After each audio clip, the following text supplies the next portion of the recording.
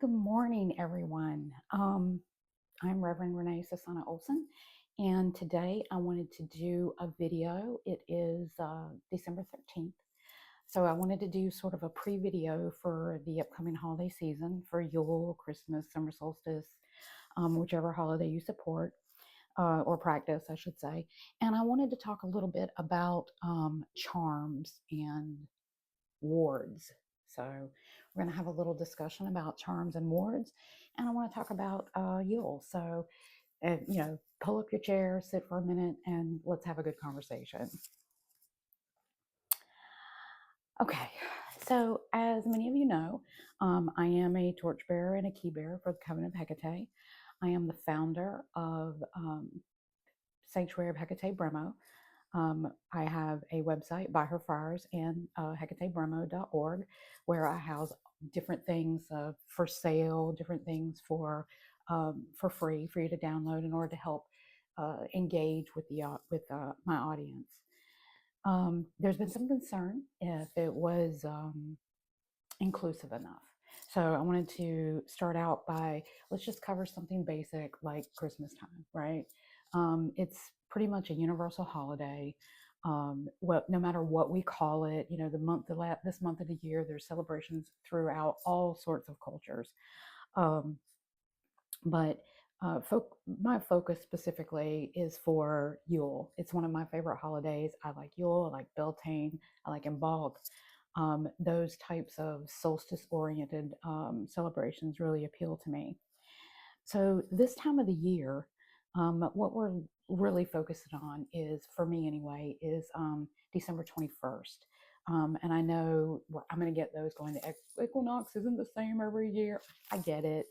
I'm just going to be honest with you. I'm a very practical witch. I have been known to cast spells while I'm sitting in the car, right? No candle, no wand, no nothing. Okay. I tend to be in the belief and the mindset that intention is everything. So I don't really put on and do a whole lot of things for show. I mean, if you do that, great, love you. It's fantastic. Do you? But for me, I'm more focused on the date. It really helps my neurodivergency if it's the same time, and I'm sure a lot of you can relate as we sit over the same meal that we've had for 7 nights in a row.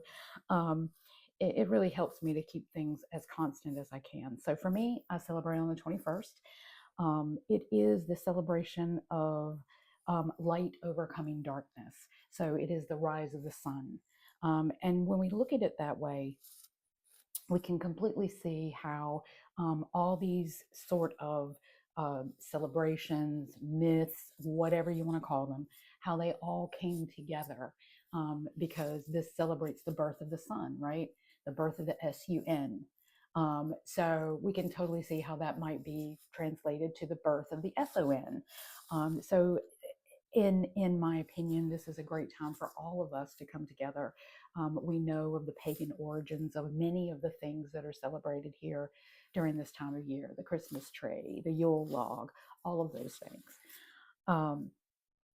So when you're thinking about this time of year, it's a time of family, it's a time of coming together, it's a time of appreciating that we're almost done with winter, right? We can see it, the days are going to get longer, and it's time to start getting ready for spring, getting ready for that time when it's ready to grow again. Many cultures do that. There's feasting, there's celebration, all that sort of thing. So while we're looking at those and honoring those historic traditions, we can create some of our own. And that leads me right into what I wanted to talk about on this table here today. So I brought in some of my things, and yes, these are recycled jars. I've got some bay leaf, right? Let me just hold that up for you. I've got some bay leaf, and I've got some cloves. So these are just regular cloves. I'm sure you've seen them in your holiday meals. But we've got those two items, and those are something that's typically used as protection. So this particular herb, bay leaf, has been used for centuries, whether it's worn or carried or placed on a threshold. Of course, you can cook with it as well. But there's also Bay leaf intentions, where you write your intention on the leaf and you burn it as part of your magical practice. It's for shielding. There's all sorts of things that you could use this for. So that's the first one. And the next one that we talked about was the clove. Now, clove is very interesting. It's a medicinal product. It has these cute little spikes, and if you land on them the wrong way, it's not a pleasant situation, but they smell amazing. And you can use this from cooking to putting in a simmer pot to just have your house smell fabulous. But what we're going to talk about today is to repel hostile energy, to reinforce spiritual boundaries, and to strengthen defensive magic, right? So that's what these are typically used for. Now, what do we do for them from a magical perspective, right? Yes, you can put them in your holiday ham, your vegan holiday ham, or you can boil them in your simmer pot, as I mentioned. But another thing that you can do with them, and I have this tiny little, I'll try to put a close-up picture of this so you can see it as well. But this is a little caged, it's a little caged pendant. And inside of it, what I've done is I've added, I'm not sure this is going to show very well for you, but what I've added within this is a couple of pieces of bay leaf and a clove. And what you can do with this, this is like a seasonal charm. You can use it any time of the year, but right now around the holidays, we tend to think of cloves. But you can place it near your front door. You can put it on your altar. You can use it when you're traveling, or any time when you want to feel grounded or energetically secure. When you're doing any type of magic, reinforcing your boundaries, if you want to clean your area, these are great for that. And I love that they're metal, and they have this little space at the top where you can hook it onto things. So you could put it on a zipper pull. You could put it on a chain if you wanted to. I would check to make sure that the clove doesn't bother your skin. But for the most part, I would probably hang this. You could put it in your car, that sort of thing, to help seal that magical boundary for you. Now, another thing that you can do with these cage ones. Oh, let me just go back to say, I really like these because you can refill them whenever you like, right? When you feel like you don't smell it anymore, when you feel like you just want to refresh, you simply empty discard where you do with any other your ritual magical items and just replace it with common herbs that you can find in your kitchen. Another thing that I recommend, and this is going to be especially exciting for those who may want to represent the Oak King, for example, or if you want to, call upon Hecate, right? So this particular one, I have these tiny little, and I'm going to hold them up. They're tiny little acorns. They're just tiny little baby acorns, and they'll fit right inside this little charm. And then you can close it. You could put something else in there if you wanted to put, like, maybe some frankincense, or maybe even some patchouli. I know everyone hates patchouli. I personally love it. But you put that in, and now you've got your little bauble, if you will, that you can carry around with you that has this acorn in it. It's from the earth, it's from the ground, it's fortification, it's strength. You can claim your boundaries. This kind of thing will help you focus that energy if you wanted to call upon Hecate for that. Either of these items, and I just added a couple of other things up here. I'm not sure how visible they are. I've got a regular tea light candle and then one of these battery operated tea light candles.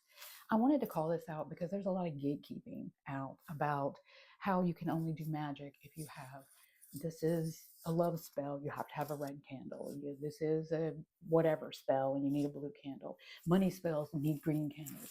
These items are just ways for your brain to be reminded of the intention that you're putting out there.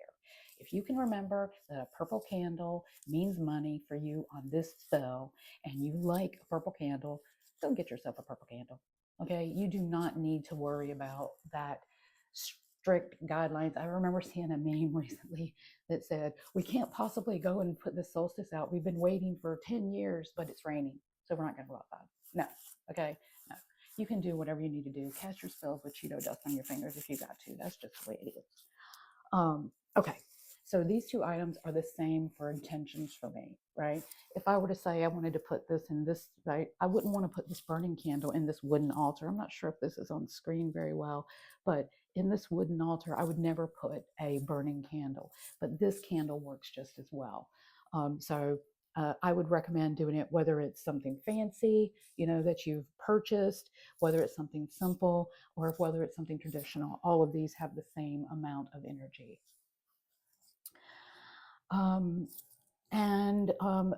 I also wanted to call out on my website, I have two of my oracle decks are available. I've got the Crossroads Oracle, which is a deck dedicated to Hecate, and then I've got the River Witch Oracle, which pays homage to the Native and Black cultures that helped develop the rural South. So if you're interested in those two kinds of things, definitely check those out on my website. Okay, so all this information I'm giving you today goes directly into this latest class that I've published. It's Hecate and the Art of Cursing. So what this gives you, it gives you practical steps around working with the goddess Hecate as it relates to curses, how she was used historically in cursing, as well as, you can insert deity here, right? We're talking about Hecate in this case because traditionally she was a liminal goddess, she was a messenger goddess, she was the amplifier, if you will. She's that quartz crystal on your altar. So you may have a lot of crystals on your altar. If I could pan over, you would see, the Mesopotamian snake goddess, you would see Anubis, you would see Thoth, and you would see Hecate on my altar. All of these are representations of that energy that I want to pull forward. And with Hecate being at the center on my altar, that is the amplifier crystal. She is the quartz crystal of my crystal practice, if you will. But definitely check that out. That's on my website. All of those are directed towards helping me fulfill my sanctuary commitment. My sanctuary commitment is to try to ease the suffering of others. And with that, I have set up or sponsor a box down in Wayne County. And this box is for socks and gloves and food and fruits and vegetables, all the things that someone may be walking by may need. That's what I use all of this for. So just to wrap up this video, in addition to the classes that are available, I do have these wards available. You can purchase one of these with either the bay leaf or the clove in it. And what you would do is once you have it in your home, is you're going to bless it with your intention, right? You're going to place it near a threshold. You're going to carry it with you. You're going to meditate with it. You're going to do all those things that help you set your intention, right? Protection is not a passive state, okay? It's an agreement. It's an active agreement between your intention and the spiritual tools you carry. So you want to put that energy out there. For some, maybe it's putting apples out around Samhain. But for others, it may be putting mirror wards up in areas when you feel as though you may be being attacked. And then another option would be one of these type of protective baubles, if you will.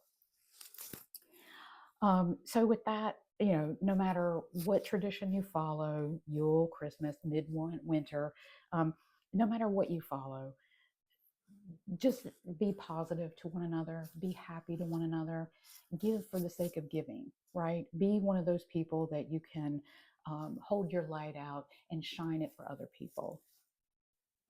If you have any questions or concerns, please feel free to leave them in the comment. I'll get back to you as quick as I can. And I hope each and every one of you have a wonderful and blessed Yule.